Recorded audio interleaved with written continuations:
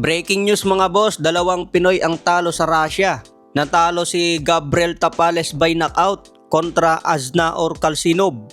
Pinaglabanan niya po dito ang bakanteng IBF Asia featherweight belt.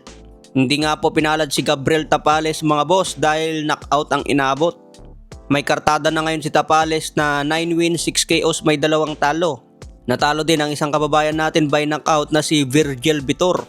May bagong kartada na 24 wins, 17 KOs, may 5 talo.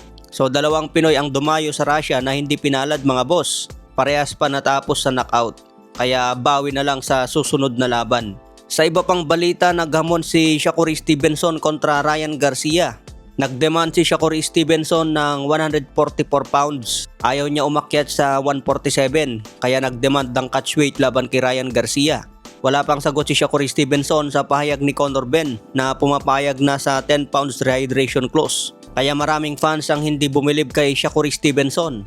Malayo daw siya kay Terence Bud Crawford dahil si Terence Crawford umaakyat ng timbang na hindi nagdedemand ng catchweight at hindi rin nagdedemand ng rehydration clause. Samantalang itong si Shakur Stevenson nagdedemand ng rehydration at nagdedemand din ng catchweight. Sinasabi niya na easy fight lang daw si Ryan Garcia pero nagdemand ng catchweight na 144 pounds. Sinabi pa ni Shakur Stevenson na dapat dumaan sila sa drug test para masigurado raw na malinis si Ryan Garcia. Sagot naman ni Ryan Garcia mga boss, tatalunin daw niya si Shakur Stevenson once na tinamanan niya ito ng solid.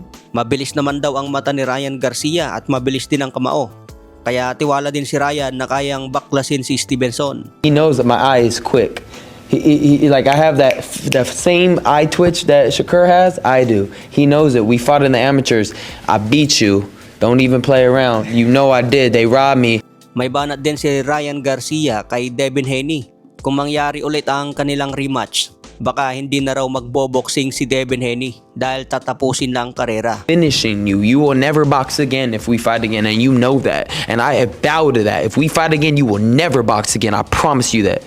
So abangan natin ang laban ni Ryan Garcia ngayong February 21.